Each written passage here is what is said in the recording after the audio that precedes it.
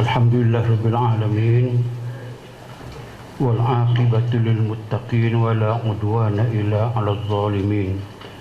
Asyhadu an la ilaha illallah wahdahu la syarikalah, wa asyhadu anna Muhammadan abduhu wa rasuluh. Kita terus pergi kepada pemisah. Ini satu masalah yang saya rasa tidak boleh diatasi dengan cara yang lain, iaitu nak pisahkan suatu tabiat, sama ada budak-budak ataupun orang tua kan, yang memang tabiat itu pada mula tidaklah buruk, tapi lama-kelamaan dah jadi buruk.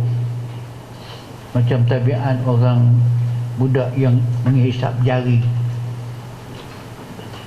dia tak boleh, dia ketagih ke hisap jari dia, nak bonti hisap jari tu macam mana. Kadang dia menyusu badan mak dia belah sampai umur 40 tahun hisap lagi. Dia tak boleh, dia ketagih. So ada ikhtiar untuk bontikan.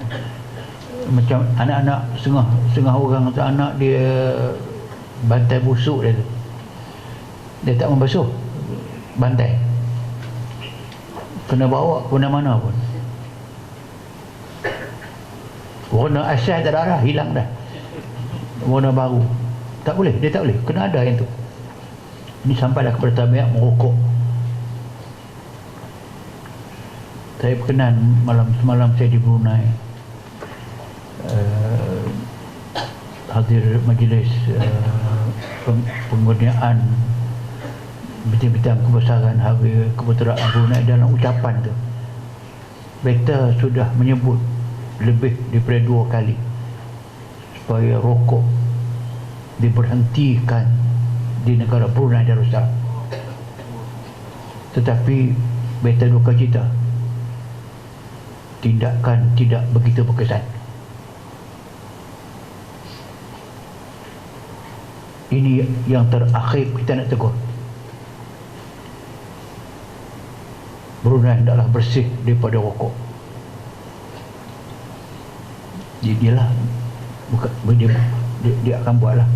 Apapun orang-orang yang ketagih itu nak berhenti macam mana? Itu saya katakan bahawa orang Islam tentu ada doa, tentu ada ikhtiar yang boleh memberhentikan yang sebut kesemua tadi tu. Segala tabiat buruk dia kena berhentikan dengan cara yang kita sebut di bawah ini ada, iaitu satu bacaan. Ini saya belajar daripada seorang imam masjid di Kedah, di Sanglang.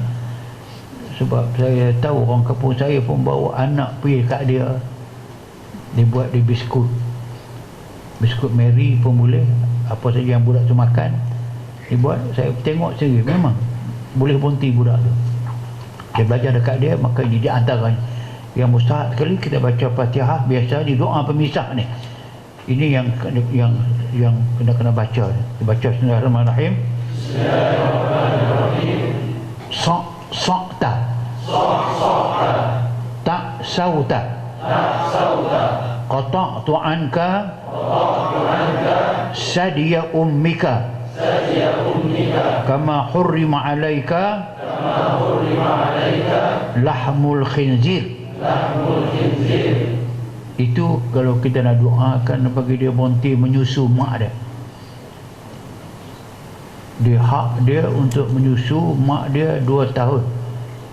Dah mengandung dengan berhenti susu selama salasuna syahra, 30 bulan, 2 tahun. So 2 tahun umur anak itu, 2 tahun memang hak dia untuk menyusu. Kalau lepas 2 tahun dia habis hak dia, baru boleh kita ikhtiar berhenti menyusu. Tapi kalau sebelum tu tidak boleh, itu hak dia. Melainkan kalau mak itu mengandung baru, mengandung pula anak dia lah, anak 9 bulan boleh mengandung.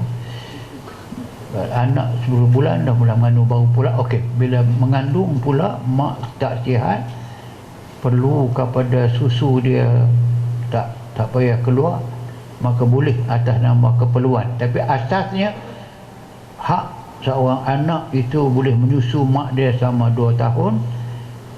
Kalau dia nak ikhtiar berhenti menyusu, maka lepas 2 tahun tu baru boleh kita ikhtiar yang ni. Sebab ini bahasa Arab yang sahih, bahasa Arab yang fusaha. Sa'ta itu kau telah memecah dan merosakkan tu melampau. Sa'ah maknanya dia dah melampau. Melampau maknanya sepatut kamu berhenti menyusu dah, tapi kamu menyusukan juga. Ataupun orang yang tak boleh tinggal bantai busuk dia tu, dah melampau sampai naik masam kain dia, masam bantai, dia masih juga nak pakai yang tu. Tu dipanggilkan bahawa kau telah melampau, merosakkan teruk, kerana itu aku putuskan daripada kamu. Itu yang kita sebut tadi. Kalau tadi umika, susu mak dia. Kalau bantai tu mikhaddatika, mikhaddah mana bantai, ibaham maka itu ibu jari. Jadi itulah tempat yang kita nak doakan. Kalau rokok lah. Qata tu anka, sebut rokok lah. Dia Arab panggil sejarah jahir. Kalau dadah itu dia panggil apa?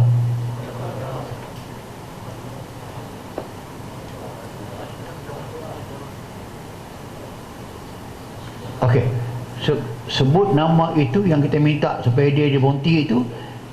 Tapi kalau sebut perkataan kama hurrima alahmul khinzir, itu yang rahsia dia. Manusia ini termasuk orang Islam boleh sebut babi, daging babi,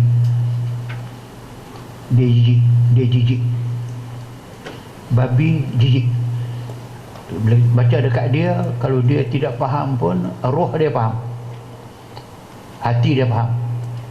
Kama hurrima alaika lahmul khinzir, tersebut begitu, insya-Allah dia boleh mati. Okey, dia boleh berhenti. Buat pada kalau kepada okey, kalau buat pada biskut, kalau dia suka makan biskut Mary ataupun biskut 4 segi, biskut mayat tu, gunakan pensel sebagai isyarat. Ada tulis di atas kuih itu, atas biskut biasanya lah, tulis dengan pensel, bagi kena sikit-sikit, nak akan tulis tu sa', tulis atas tu. Nak kena reti tulis. Tak nampak tak apa, tapi yang syaratnya bahawa tulisan ini ditulis pada bahan makanan yang budak itu akan makan, menggantikan susu, kalau susu lah. Hatta kalau tangan pun kita buat yang sama juga, buat pada roti, tulis tu sa', tak sauta, haramtuka ataupun qata'tu anka boleh, bukan haramtu lahmul khinzir. Tulis bertindih pun tidak mengapa, tidak mengapa, tapi ada kesan tulisan pada bahan makanan itu. Bahan makanan itu kita buat beberapa biji. Kalau biskut Mary itu buat dalam 7 biji lebih kurang, tulis begitu. Maksud dia anak tu nak makan susu, bagi dia makan tu, menggantikan susu. Kemudian isap jari ini, tarik jari tu, suruh dia makan yang tu. Dengan cara itu dia akan berubah habit buruk dia. Kalau dia dadah pun, Arab panggil mukhaddirat. Haram tu alaikal mukhaddirat. Mukhaddir asalnya makna dia abuse. Mukhaddirat ini yang melalikan, termasuklah segala dadah lah. Okey, apapun itulah doa yang saya rasa mustahak. Bawah itu baca pada air, buat minum dan juga mandi. Ini lakukan pada waktu petang antara asar dengan maghrib, itu tambahan. Itu air yang kita baca tadi itu, bagi dia minum, basuh muka dia, dan bagi dia mandi. Bila sebut kuih tadi itu, iaitu okey, kesimpulan dia, apa sahaja tabiat buruk yang sedang diamal oleh seorang manusia, kita boleh ikhtiar menghentikan tabiat buruk itu dengan ikhtiar ini. Kalau hatta orang tua pun, hatta orang isyak dadah pun sama juga, ikhtiarnya gunakan kuih, tulis sak tadi itu sampai habis, dia makan kuih itu, dia sambil minum air yang kita doakan, dia mandi air itu dan sebagainya, insya-Allah sebagai ikhtiar yang buruk tadi boleh berubah kepada baik. Wallahu a'lam.